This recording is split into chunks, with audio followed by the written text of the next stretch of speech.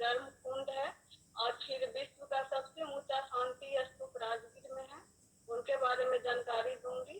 और फिर वहाँ अखाड़ा भी है। अच्छा, और नालंदा, नालंदा का नाम बिहार शरीफ क्यों पड़ा? सिर्फ बिहार शरीफ इसलिए पड़ा क्योंकि उस क्षेत्र में, जैसे राजगीर और नालंदा जो था, उस क्षेत्र में जो बौद्ध से संबंधित जो बिहार थे वो बहुत अधिक मात्रा में। अच्छा, अब बिहार का नाम बिहार क्यों पड़ा? और वो उसका भी कारण यही है, दोनों में मैं डिफाइन नहीं कर पाती। अच्छा, बिहार और बिहार में क्या अंतर है? सर वो जो बिहार है, जो वो बुद्ध से संबंधित था, और ये बौद्ध धर्म से संबंधित बिहार है, जो मतलब उनका मंदिर के रूप में बिहार देखा जाता है। अच्छा चलिए, आपने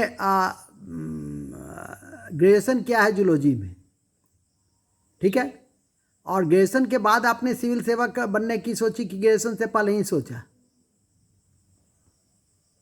सर उसके पहले तो ये था कि मुझे जिस क्षेत्र से मैं आती थी वहाँ समस्या बहुत ज्यादा थी, जैसे महिलाओं की, बच्चों की। नहीं नहीं, और सिंपल मैं पूछ रहा हूँ कि आप ग्रेजुएशन के बाद सोचे या ग्रेजुएशन से पहले सोचे?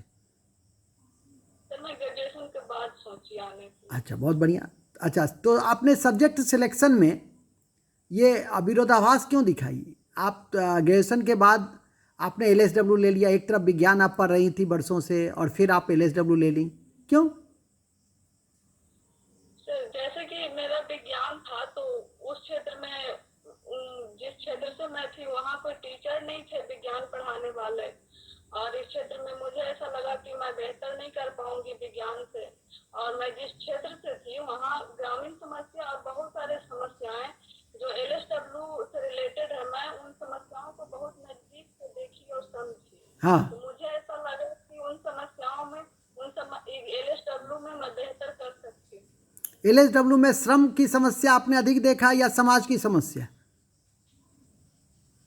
जहाँ तक तो श्रम की समस्या को अगर देखा जाए तो एक समाज की ही समस्या है, लेकिन उसी में समाज की समस्याओं को कुछ ज्यादा मैं देखी। अच्छा, बहुत बढ़िया, बहुत बढ़िया।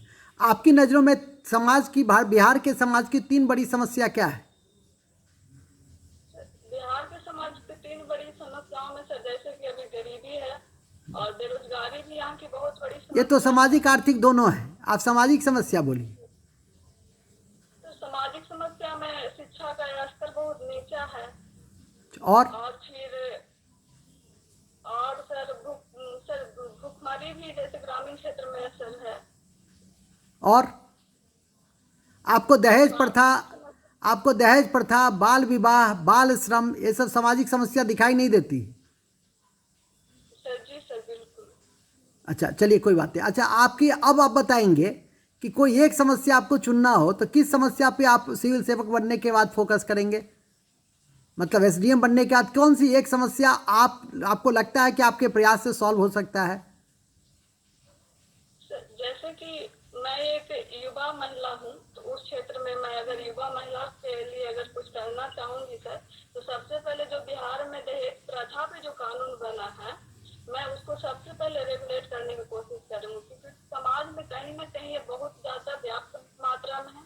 और इससे जहाँ तक जो महिला पक्ष के, जो लड़की पक्ष के लोग हैं, वो बहुत प्रताड़ित किए जाते हैं इसके वजह से। अच्छा, हाल में महिलाओं के प्रति हिंसा बढ़ी है, क्या कारण है? हाल में महिलाओं के प्रति अगर देखा जाए तो एक एक तो ग्रामीण क्षेत्र में जागरूकता का भी अभाव है सर। और वो इसलिए वो जागरूक नहीं होते हैं। मतलब कहीं भी वो जाने में या कहीं भी उनको बुलाया जाता है, या कहीं जैसे देखा गया है वर्तमान संदर्भ में, तो लड़की के साथ जो हिंसा या कुछ भी होता है तो उनको बहला फुसला कर बुलाया जाता है, वो चली जाती है।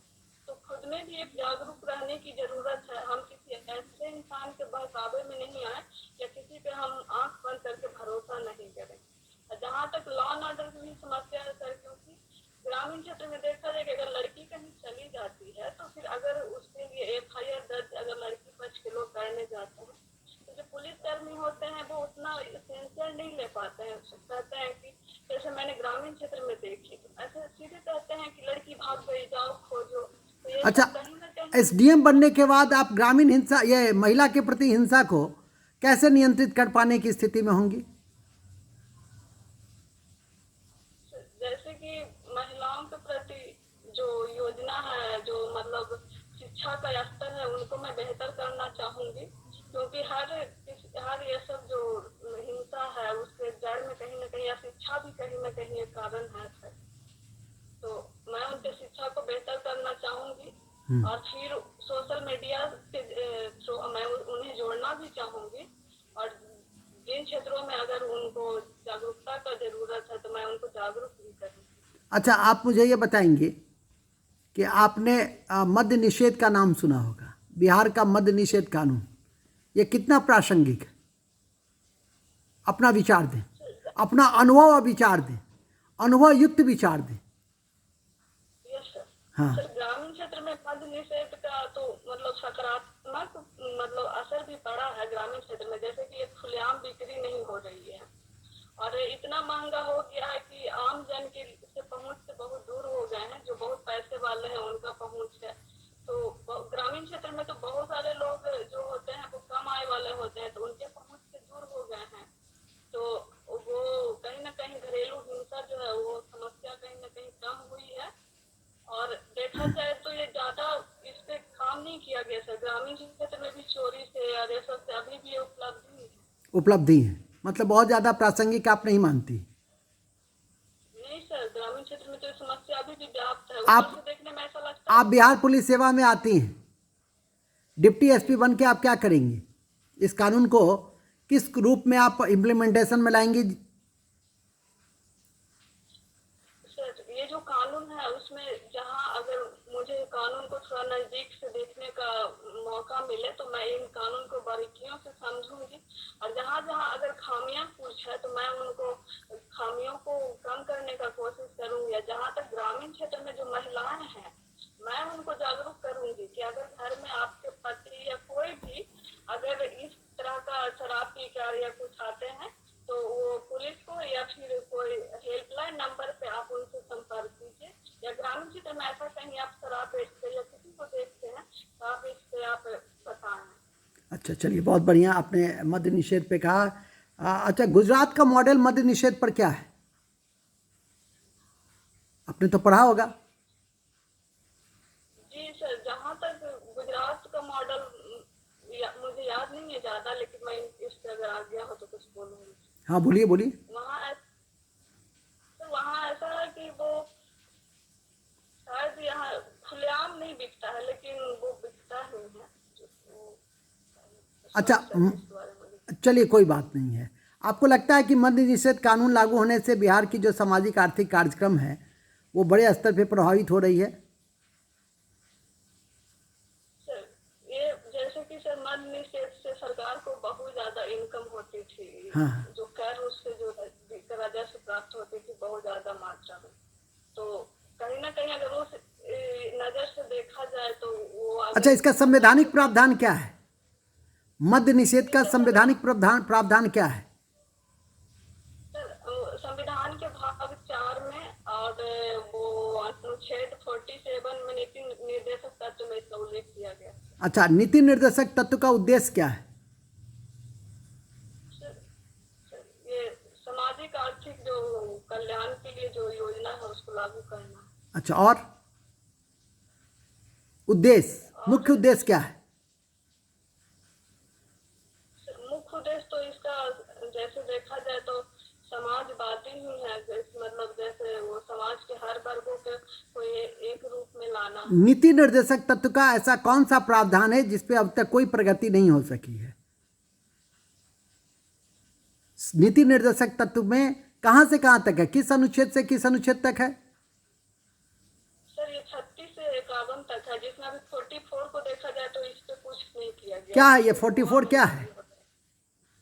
सर, ये समान नागरिक संहिता है जो सभी वर्गों पे या सभी लोगों पे समान कानून लागू हो। ठीक।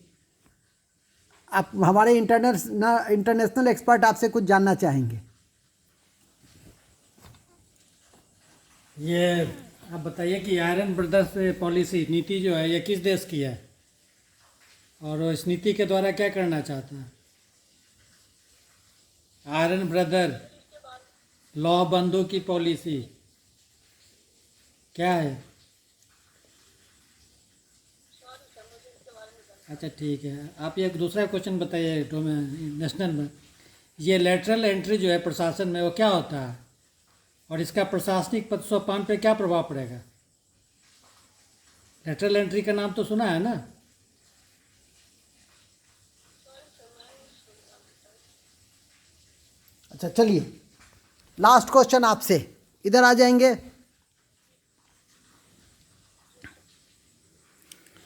आपका अंतिम प्रश्न है। हाँ, आवाज़ आ रही है?